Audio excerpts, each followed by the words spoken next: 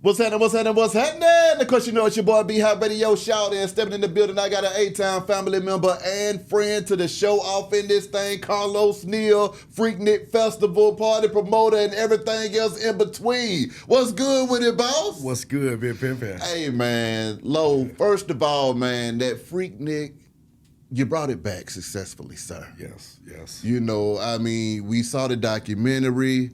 A lot of people need to understand that we have you to thank for just really reviving the brand and the legacy and celebrating that for the city. I mean, I had the pleasure of attending the Freaknik, sir, and I went in there, and it was Freaknik. Yeah. It was wall to wall. Shit was going crazy. I was in that thing like, oh my God, this is going down in this thing. Yeah. So, I mean, I know the excitement and Off everything. Glenwood at that. Off Glenwood. Okay. Safely, with no issues. Come on now. Right? Come on now. Right? So for me to be there and experience it myself, it was just good to see that the city had another situation to celebrate and keep the legacy of Atlanta moving forward. I mean, can you talk to me about what it was that made you decide to get into the Freaknik brand and crank it back up, man? Yeah, so, you know, just being born and raised from Atlanta. Yeah. You know, so I felt like, all right, you know, I've promoted clubs for over 10 years. Got married, got a kid, can't be out in the clubs. Yeah. You know, 5 o'clock, 6 o'clock in the morning time. So I wanted to get into concerts, right? Yeah.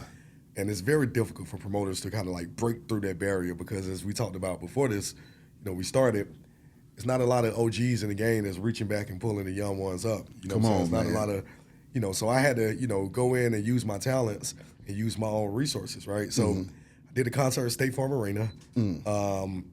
Did about 12,000 people. It was an R&B Forever concert. But I met someone by the name of Michael Bull Williams. He was manager Teddy Riley at the time. He's currently Keith Sweat's partner.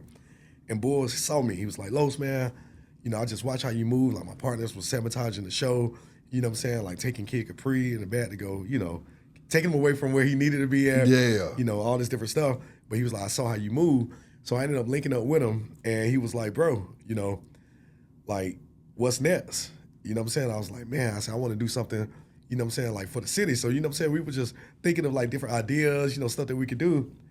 And then I pulled up on him at one of Teddy Riley's rehearsal. And we were just writing stuff on the whiteboard. And we was both like, bro, wait a minute.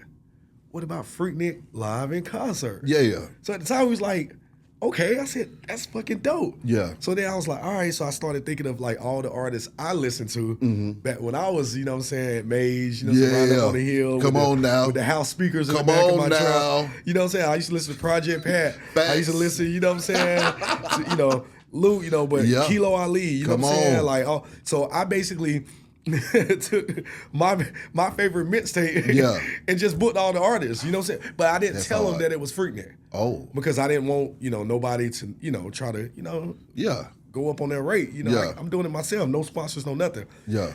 So then I had it at the Fox Theater and basically they was like, what are you doing? So once I got Luke locked in, I said, you know, I said, I'm gonna do a 90s Luke, you know what I'm saying, dance, you know, twerk, you know, I ain't say twerk, I said dance contest, you know, concert. And they was like, okay, that's dope. So I gave them the concept, but I didn't give them the name. So all of a sudden, got with Shade Room, bought a post, that's what it is. Come on, call marketing and promoting. You know what I'm saying? Finally had to tell Luke, so Luke, I had Luke, you know, and others say, I bring back Freaknik. We put it out there on Shade Room. WSB TV picked it up, all the radios, everybody talking about it. I get a call from Fox Theater say, yeah, we can't do Freaknik. What? And they took my tickets off sale. My God. But Live Nation's with the shits. Ah! Akeisha Branch, salute her, man. She's an unsung hero for Freaknik 2019. She said, shit, we'll do it. Yeah. I didn't have to get no city permits. Come on. They couldn't stop me. Fast forward, you know, we do 19,000 people our first year. My God. Borrowing money from my dad, you know, I didn't have the money, no sponsors.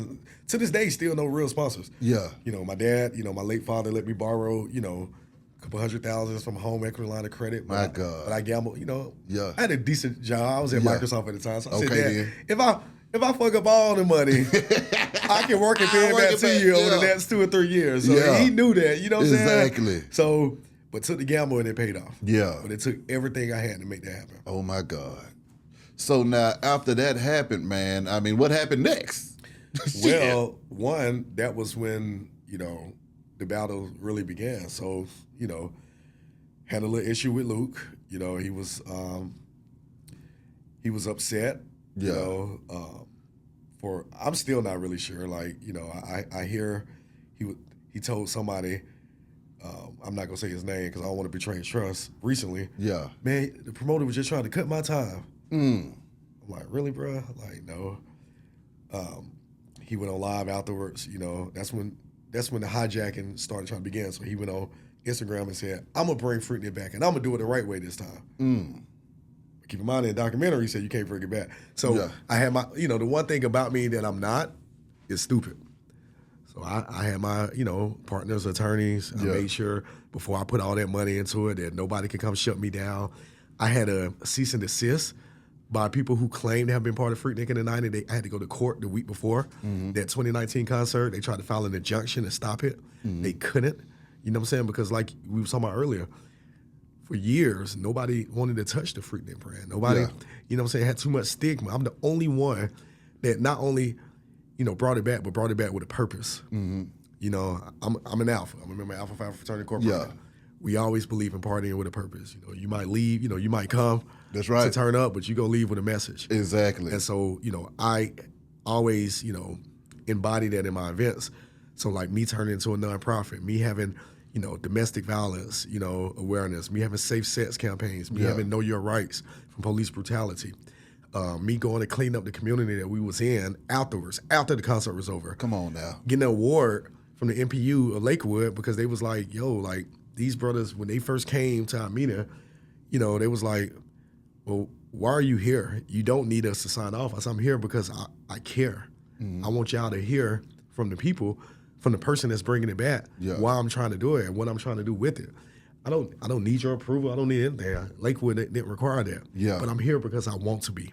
And afterwards, they gave me an award. You know what I'm saying? It was like, yo, state of Georgia, some Republicans gave me an award. Yeah. You know what I'm saying? It's usually, your people that, fucks with you last. Come on. You know what I'm saying? I had certain people like Mayor Khalid, Yeah. He's currently the mayor of the city of South Fulton. That's right. He was a councilman at the time. He stood up. I had people like Dr. James and Morris Brown and Jerome Rowland who said, hey, man, you could do Freaknik with us. Like, we can reunite in our restoration efforts because they believed in the vision. Yeah. People like Mr. Samuel Tompkins over on Cascade Driving Range, who almost lost his business because he allowed me to do a festival, and then the owners of the property said, you can't do it, and they was going to kick him out. And I told the owners, I said, listen, what you're doing is tortious interference. Exactly. I said, I will sue you all. You all are wealthy. I said, but I will let it go if you agree to let Mr. Samuel Tompkins stay here and don't kick him off the property because of this. Yeah. He's still there to this day. Come on now. You know what I'm saying? So, I do this for the love, bro. But also the business part. Part, yeah. You went and trademarked everything. Yep. Can you break down that process and then the flack that you caught after doing that? Yeah. So the reality is, like, if you think about the Freaknik in the 90s, what happened was there was no control. It's like a fire. A fire is a great thing. You know what I'm saying? You got fire, you get energy from it, you get heat. You cook your food, but if a fire is not, controlled, it'll burn down the whole country. Yeah. You know what I'm saying? So, having had someone control it, like when I talked to Ron Green, who's currently working with me, on future Freaknik stuff, he told me the problem was in the 90s, him and Sharon Toomer, they went and got the trademark in 1992, but by then it was out of control. They couldn't enforce it.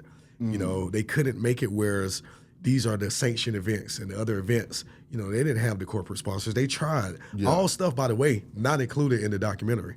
They tried, and the city at first embraced it. Ron told me a story. He don't want me to tell all his stories. He want to make sure, he told me that, he put together the same company that put together the traffic plan for the 1996 Olympics did it for Freaknik the year before. and they rejected it. Okay. He told me that the city told him, hey, we can allow you to keep doing Freaknik in the 90s if you change it to Black Spring Break and change the name from Freaknik. You know what I'm saying? There's a lot of stuff that the documentary missed because you can't Google this stuff. Yeah. You got to be in the streets. You got to know the people. You can't Exactly. Google the Freaknik story and tell the Freaknik story based off what you find on Google. Yeah. You know what I'm saying? We lived it. Come you know on. what I'm saying? So. Okay. So then also talk about the festivals and how COVID impacted everything. Yeah. Man. I mean, what was that like when you just bust 19,000 people? Right. So it's like, okay, it's a free fall. We about to keep this party going forever. Listen to me, bro. And then that happens. Listen to me, bro. We was literally about to do 30,000 people. Like I went to after that, you know, a lot of the promoters was like, yo, who the F is this young promoter that's in his 30s doing 19,000 person festivals? I mean, I had the biggest festival that year. I beat V103 Tycoon Festival. Yeah. I had more people. They was the week before us. Yeah. You know what I'm saying? They did roughly like 10,000 people. And they had like Chris Brown, 50 Cent. I mean, they had like a $1.8 million budget. Damn. Talent budget. My budget was like 350. Yeah. I beat Street Fest that year. You know, they was doing like Crazy. buy one, get one ticket free. Yeah. They ended up doing like around 11,000. Yeah. 19. So, you know, going into year 2, my goal was, because I didn't like the fact that at a, you know, concert venue, I can only make money off tickets. Yeah. I didn't feel good having to charge $60 and $90 for a consumer concert ticket when I really wanted Freaknik to be free. Like, I've never been a celebrity promoter. Yeah. I've been a free all night promoter. You know what I'm saying? I've been a ladies drink Come free on. to 12. You know what I'm saying? Like, Exactly. I've been like showing, you know what I'm saying? So I'm with you. So, you know, as a promoter, I'm like, man, like, so me moving it to Morris Brown was an opportunity for me to say, you know what? I had bigger artists. That was crazy. That was a smart ass move. You see what I'm saying? It was dope, you know what I'm saying? Because they needed awareness. I was using Exactly. Microsoft. Coca-Cola then came out and said they wanted to support because everybody's trying to, you know, support Morris Brown.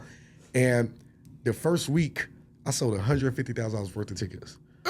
That was, I came right back for Super Bowl 2020. We did a Super Bowl concert with Luke, by the way. Yeah. So, you know, I'm still a businessman, even though Luke did all that, you know, let him Let's host get this that concert. money. Let's make it make sense. Yeah. Came back, paid all the artists, announced it. A week later, the world shut down. Oh! Oh my God. The world shut down. I said, okay, all right, cool. So I'm telling all the artists, you know, at first I was, you know, we all was ignoring, because Donald Trump asked, hey, he just been like, hey, this might be valuable. You know what I'm saying? I'd have been like, okay, Donald Trump like, it ain't nothing, man, it ain't nothing. So I'm like, I'm listening to the president. Yeah. The president said it ain't nothing, it ain't nothing. So here's the deposit. Let's go ahead and get these tickets on sale. Exactly. Fuck all that. Yeah. You know what I'm saying? The next thing you know, here come Fauci and everybody like, Folks is dying. but then here's what happened also. The whole world was shut down.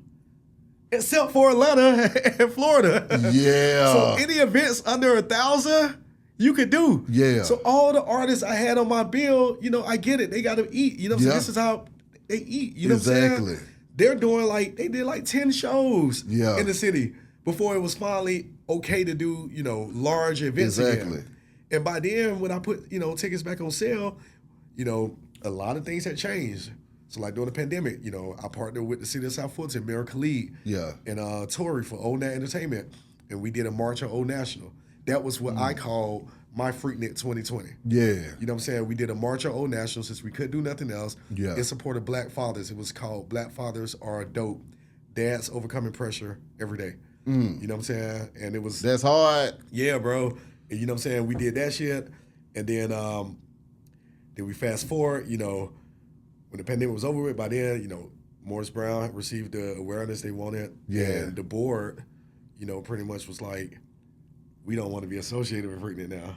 So it wasn't, you know, the people in power, you know, Dr. James was like, Carlos, you know, my hands are tied. Yeah. You know what I'm saying? I can't do it. And again, we talk about business, you know, this ain't street stuff. I said, well, there's no moral clause in our contract. Yeah. I'm going to have to sue you all. Exactly. You know what I'm saying? I got all these people come. I didn't want to. Exactly. You know what I'm saying? Trying to get my permits for the city, getting a runaround. Ooh. I had liquor sponsors. I couldn't get them because my permits didn't get approved to the last minute. So finally I said, you know what? Fine, man. Maybe I'm fighting an uphill battle because I've had 1,000 people say, why don't you just change the name? Like, fuck that. Yeah. You know what I'm saying? I'm not just doing it just for some concert. You know what I'm saying? Exactly. Like, the name is Freaknik. The name is Freaknik. It ain't Yeah. nothing else. You know what I'm saying? Like you all just need to, because it makes you uncomfortable. That's your problem. That's not our problem. Yeah. The name Freaknik makes you uncomfortable. Yeah. But for us in the culture, you know what I'm saying, we It is rocks what it with is. Exactly. We rocks lived with it. We lived it. Like, Yeah. that's us. So it ain't my fault that you are offended on something that, you know what I'm saying, you don't even fully understand. Yeah. Or you biased or whatever the case is. So we brought that thing, I said, fine. I made an announcement. I said, man, we can't get the permits. We can't make this happen. I reached out to the people at One Music Fest because they ended up throwing One Music Fest on the same weekend. So not Yeah. only that, but I went up against a titan. Yeah. And it was, I was trying not to compete with the promoters. Like, I knew Gary from G Square Entertainment. He was Yeah. doing the Millennium Tour. He had 2 weeks, after me. I knew Leonard Rowe and them. They had the Feed the Streets tour. Yeah. You know what I'm saying? They had the week after me. So I strategically chose that weekend to not compete with other people. Yeah. And then a month into my promotion, One Music Fest said, we're doing October the 9th. I said, damn it. Yeah.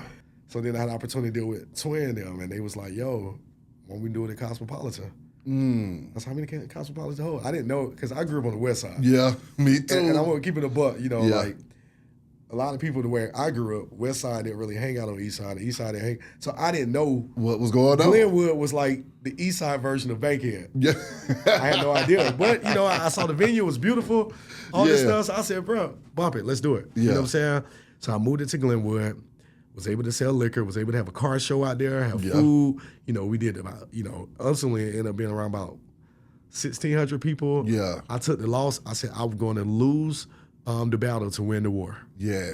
Because I kept my name clean with every artist. I had booked every host. Yeah. Everybody got paid. They might, didn't get a chance to perform, but everybody got paid. The Yeah. people got the show. They got a chance to be up close and personal. And the back of the house, where the artist was like a fucking ATL reunion. You was there. Oh, it was going to fuck down.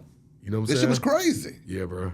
So now, moving forward from that, we have a documentary. Yeah. And there's a little intermediate step in there also. Because keep in mind, just lose all that, money, and nobody was fucking with Freaknik beforehand. Then So you done had all of these Freaknik situations, and nobody liked it. Nobody wanted anything to do with it, and you losing money, making money, losing money, and you are still steadfast with your goal and dream. I was pretty fatigued, I'll be honest with you. Like, my Okay. dad had passed away. Ah. I'm literally like getting out the hearse, signing contracts. You know what I'm saying? Because they like, Carlos, we need this contract right now so we can go. It was the Morris Brown situation, so we can go at 8 o'clock in the morning time and file this. It's one thing to threaten a lawsuit. It's another to say you've been served. Exactly. So they had a board meeting. I wanted them to come and be like, you've been served. Yeah. And for the board to say, okay, he's not threatening. He's for real. Exactly. But my dad's funeral was that Sunday. Oh, my God. I didn't have a chance to mourn my dad. You know what I'm saying? All this stuff. So when I was done, I'm fatigued. I'm like, bro, I need a break. And then all of a sudden, I see 21 Savage pop up with a Freaknik. You know what I'm saying? The Underground Atlanta. Yeah. And I'm like, okay, this dude is you know what I'm saying, multi-million-dollar talent, mega platinum, whatever the hell, you know what I'm saying, artist doing a free Freaknik. Yeah. You basically kill him. Like, we could have just did it together. Yeah. I'm cool with that. So what I said was, I reached out to his people. I hit up Meezy and all that. I said, Yeah. look, man, like, I'm cool with it being free. I've always wanted it to be. Yeah. Let's just make sure we do it the right way. There was 2 other Freaknik events that year that happened in Augusta, Georgia, and another location where somebody got shot and got killed. I have to protect the brand. If I'm over here telling corporations this is a brand that you can get behind, it stands for positivity. I came up with a new acronym for Freak, fearlessly reliving and embracing Atlanta's culture with a K. Yeah. You know what I'm saying? I came up with an acronym. I'm like, I'm over here cleaning up, doing all this positive stuff, but y'all niggas go. You know what I'm saying? Here I am. So what I'm supposed to do, I got to protect the brand. Yeah. If it's going to be what I want it to be for the city. Yeah. So on the heels of all of that, I get the call from Mass Appeal saying we want to do a documentary. And apparently you have the license. Yeah, I do. Yeah. Right? And I said, all right, well, bet. So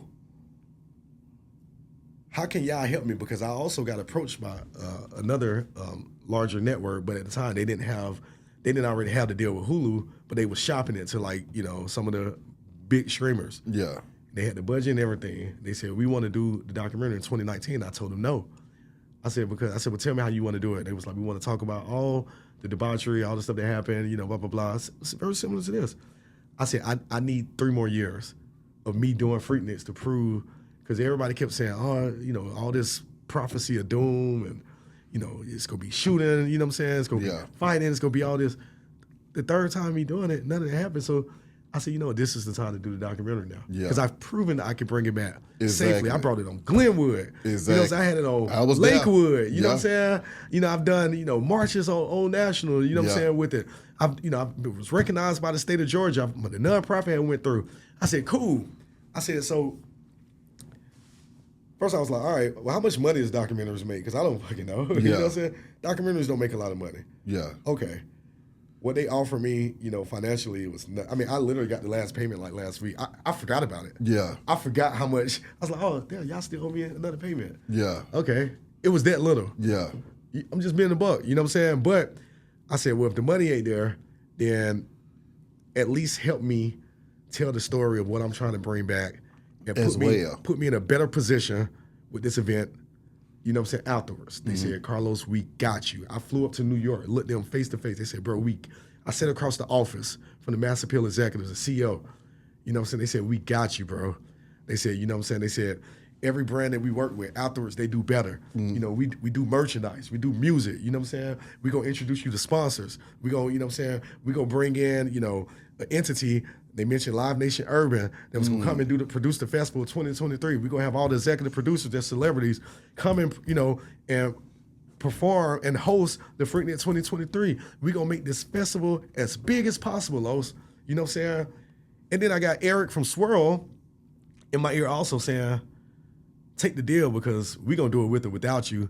And what he said specifically was, look at the Mike Tyson story. We did the Mike Tyson story. You think they scared of you? He was like, you know what I'm saying? Like, they did the Mike Tyson, you know, documentary or the docu-series. Yeah. You know, he was like, Mike Tyson didn't like it. He didn't approve it. You know what I'm saying? And they don't care. So Eric said, Los, get down and lay down. And keep in mind, I'm coming off COVID. I'm coming off City of Atlanta permits. I'm coming off 21 Savage. I'm coming off my dad's, you know, passing away. I'm coming off, you know what I'm saying, all this drama. I am tired. I'm Freaknik out. I was like, don't even talk to me about Freaknik. So when they come with all these promises and they said, well, Los, we cannot put that in the contract because we already got a contract with Hulu. I said, no worry. They said, but, you know, take our word for it. This is what we do. I'm fatigued, bro. I'm in the weekend. You know what I'm saying? Like, I'm Freaknik out. So I said, all right, let's do it. Fast forward, you know, they left me hanging. They left Atlanta hanging on Freaknik 2023. They give me no resources whatsoever. Here I am. I promote it as a casting call. Oh, they ain't like that. I said, come be in the documentary. Fine, since you don't want to give me an artist, I'll make the documentary the artist. Yeah. You know what I'm saying? Promoting in 2 weeks because I kept my word. Yeah. I said, I'm going to make Freaknik, you know what I'm saying? Like, I said I was going to do a festival. I'm going to make it happen. Yeah. Lost money, you know, so. And then afterwards, you know, don't hear anything, blah, blah, blah, you know, a bunch of stuff that didn't make the documentary. Me walking with Sharon Toomer. She walked me all on, she's the founder of Freaknik. She walked me, you know, we was on Spelman campus. We went to the rooms where they came up with the meeting, where they came up with the name of Freaknik. She taught me through the challenges she had in the 90s, you know, trying to bring it back and how I'm dealing with those same challenges now. All the positive stuff. George Hawthorne talking about how he came out, how had Freaknik been presented the way I'm doing it, he would have voted differently in 1996. All that stuff that was positive, they left out the documentary. And then they, you know what I'm saying? Like, they fuck around and like, they got me saying, well, I'm bringing it back. Then they got all these other people coming out there saying, you can't bring it back. And I'm over here like, wait. And I told Luke, I met Luke in face, I said, because, you know, we've been talking through representatives. I looked him in his eyes, I said, look, I want to let you know, I respect you. You know what I'm saying? I don't know how the message get conveyed or whoever, you know what I'm saying? But I'm not a bitch, but I respect you. You know what I'm saying? I said, I have nothing but respect for you, OG. Shook his hand. Said the same thing for JD. I said, I know we've been talking through representatives. You're talking to the man in his face. I'm looking at you right now. I respect you. So to have everybody, you know, come out and say you can't bring it back when, Luke, you know, you do like 8 Freaknik parties every year. You know what I'm saying? That's probably account for like 50% of your bookings. on some G shit, real shit, being real. You know, JD, I booked you for Freaknik 2021. You know what I'm saying? You took my money to bring Freaknik back. Counseling on me the week of. Keep in mind, I just lost $300,000. Nobody giving a fuck about me, but I'm still giving a fuck about everybody else. So to have everybody come out and, you know what I'm saying, be like, you can't bring it back. You know, 21 Savage, you did 2 Freaknik. The second one, you know, you got the license, you know, we did it the right way. Okay. You know what I'm saying? So this is the thing that's kind of getting me right now then, because I watched the documentary as well, and I saw where they said you can't do another Freaknik. However, 21 Savage done did 2. Uncle Luke is doing his. And it seems like, now I'm not a rocket scientist, but it seems like maybe you can't do Freaknik. That's what it is. It's not that can't nobody do it again. You can't do it. Bro, we did a Freaknik concert at South by Southwest. They did probably like 20,000 people out there. Shit was crazy. Why do you feel like, you know, everybody was coming at you saying, hey, man, it can't happen again? I mean, or why do you feel like they was downplaying the brand of what the hell you had going on to continue the legacy of it all? Because they don't know me. Okay. They probably feel like, you know, I'm not part of their crew. Like, as a promoter, I never wanted to be on stage. I never wanted to be the face of it. When the Freaknik first came out, you know what I'm saying, my PR person was like, Carlos, everybody want to talk to you. Everybody want to talk to you. Tara Thomas, she's fantastic. I love Tara. Yeah. You know what I'm saying? She said, everybody want to talk to you, Los. I said, I don't want to talk, man. I just want to be, I'm a worker. Yeah. You know what I'm saying? Like, I don't need to be on the scenes. I said, you talk. She said, all right, I got you, Los. You know, she from New York. You know what I'm saying? She came, she was like, yeah, man, we bring Freaknik back and we make it family friendly. I said, Tara, you hell, boy. I said, all right, yeah. That shit was trending. Yeah. So, you know what I'm saying? Like, the reality is I'm not in the, I guess, in the cool kid circle. Like, I'm not at the studio I'm not a groupie. Yeah. You know what I'm saying? Even for the Freaknik premiere, I got kicked out of it. Because I was angry. The one here in Atlanta, I was like, yo, y'all keep disrespecting Atlanta. Y'all ain't doing shit for the city, for the people. You got this, you know what I'm saying, super exclusive event, you know what I'm saying, that you're doing. The regular people can't even attend it. And they're all like, well, damn, how you do this show in South by Southwest, but y'all ain't even doing nothing for Atlanta? You know what I'm saying? Then they didn't even have a seat for me. So I'm like the disrespect just, what was Charlie Murphy said? Hey, you a habitual line stepper. The motherfucker just habitually stepping. I'm like, bro, you know what I'm saying? And then they gonna have open bar Hennessy. So yeah, you know, I had 3 drinks, man. I was just like, they should have let her get Hennessy. So I took a seat, man. I was just like, and it was one of the out of town producers. I don't even know their names. You know what I'm saying? They was like, these seats are taken. Like Forrest Gump, seats taken. I said, all right, well, where my seat at? They said, we don't know. I said, well, you might want to find out because it looks like to me I got a seat. Yeah. You know what I'm saying? They said, well, if you don't get up, you know, we gonna make you get up. And at that moment, I feel like life paused. And I said, you know what, man? I'm about to be a martyr. Yeah. Because I don't, you know, I said, I'm finna be a martyr for what's right for Atlanta. You know what I'm saying? And I said, all right, fuck it then. You got to kick me out. They had the police and they kicked me out. they said, all right, nigga. Say, we wanted that nigga ass out anyway. I threw my drink down in the front. I said, y'all always try to steal somebody's fucking brand. You know what I'm saying? Y'all ain't shit. You know what I'm saying? And then all of a sudden I went on, I made a post, you know what I'm saying? Got like over like 400 comments where I was just like, you know, talking like, man, you know, telling the story. But then I'm getting, you know, I got like 30 calls in this day. Los, man, take it down. You know what I'm saying? Like, you know, let Hulu make their money, man. You know, so let them make their money, man. And I'm just like, bro, like, but I ultimately, you know, I listened to, good business partners like a brother of me, Michael Williams. He's like, Los, you know, we gonna have the last laugh. He was like, let's let them make their money and because they're proving the value. And now I'm having like 10 to 20 calls about the next Freaknik project. Okay then. You know what I'm saying? Because guess what? They didn't do it right. Don't get me wrong. They did a great. It was great. I call it. I'm gonna laugh. I call it a family friendly Freaknik documentary. Yeah. You know what I'm saying? Like I got partners was like, bruh, in the 90s, nigga, it used to be Freaknik porn tapes. Like, you know, when you go down, like they done watered the hell down this thing and made it about the artist. I gotta ask you this though, Los, because watching that documentary, how did you feel when you saw everybody saying that there'll never be another Freaknik and you need to stop it? I feel like it was hypocritical. Like it's a bunch of hypocrites because I've already proved that it could be done. You know what I'm saying? So like, I didn't feel any way other than just like, bruh, you know, you took my money in the past. You'll take somebody. It ain't got to be me. I can get with, you know what I'm saying, some other, you know, large promoter entity that want to do a Freaknik tour. You going to take that money again. Stand on business. Don't do it. We'll book somebody else. Tripping. But I felt like, you know, Mass Appeal went all in, you know what I'm saying, on JD, doing other music with them, doing all the shit with them that they were supposed to have did with me. And the brand, it's not about me. Keep in mind, I have a nonprofit with this. Yeah. It's about the brand. So they did all the, you know, shit with that. So I just felt like, I felt incredibly disrespected based on the promises that was made to me. I talked to my attorneys. You know, this is fraud by inducement or inducement by fraud. You know what I'm saying? I told them, you know, they didn't have a license for merchandise. They selling merchandise. It's just like, they was just like, yo, we going to take your brand and what you going to do? And they thought just because maybe they was Hulu, that I'm going to be like, it's okay. I'm just happy to be with Hulu. Yes, massa. Like, you can't buy me, bro. You know what I'm saying? Like, you can't control me.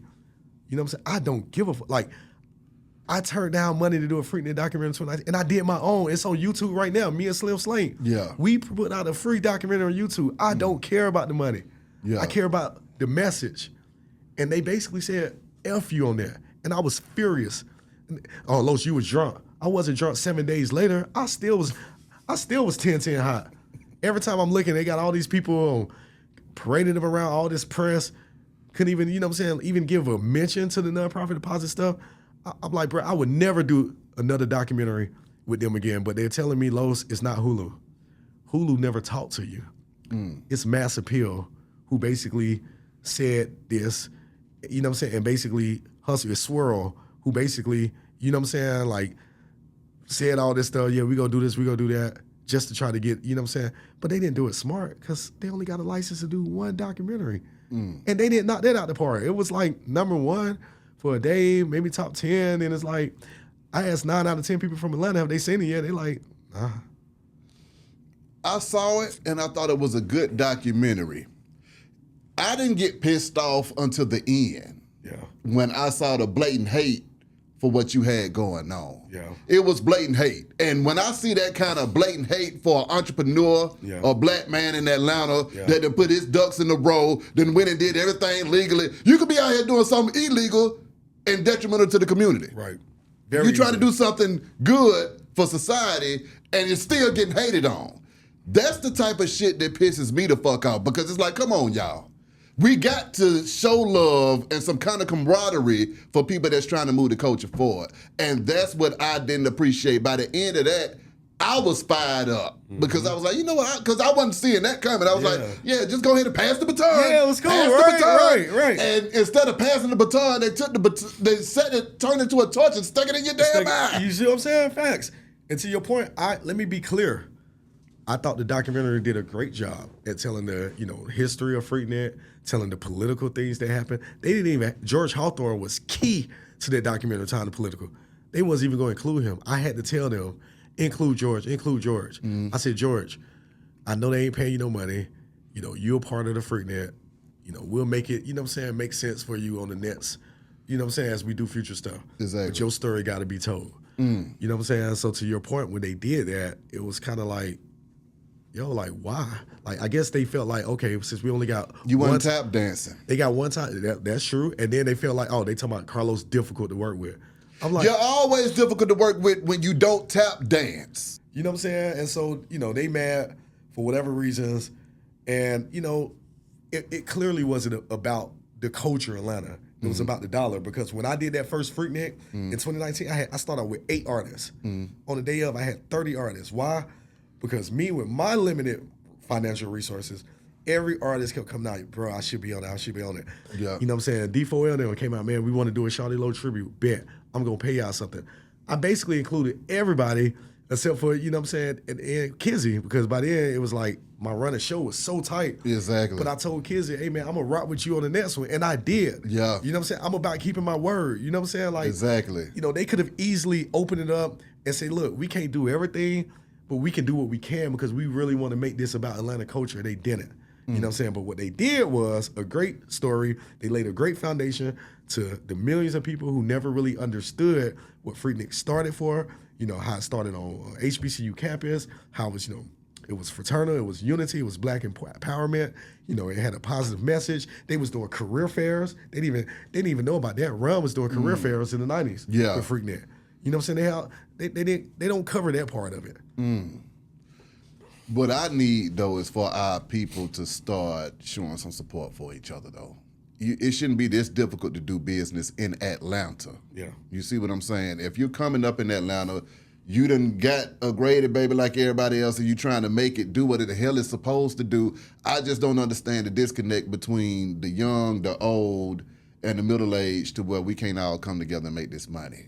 Bruh, Eric at Swirl told me, he said, Los, man, I'm going to connect you with Luke.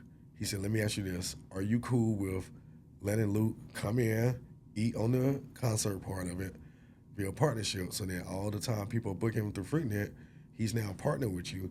I said, yes. Bruh, I have a spirit of collaboration, not competition. You know what I'm saying? Yes, like I don't care. Like everybody that want to help bring it forward, come be a part of it. Come be down for it. And that's, you know, I don't know, you know, what's a good segue, but that's how, you know, I know me and Scotty.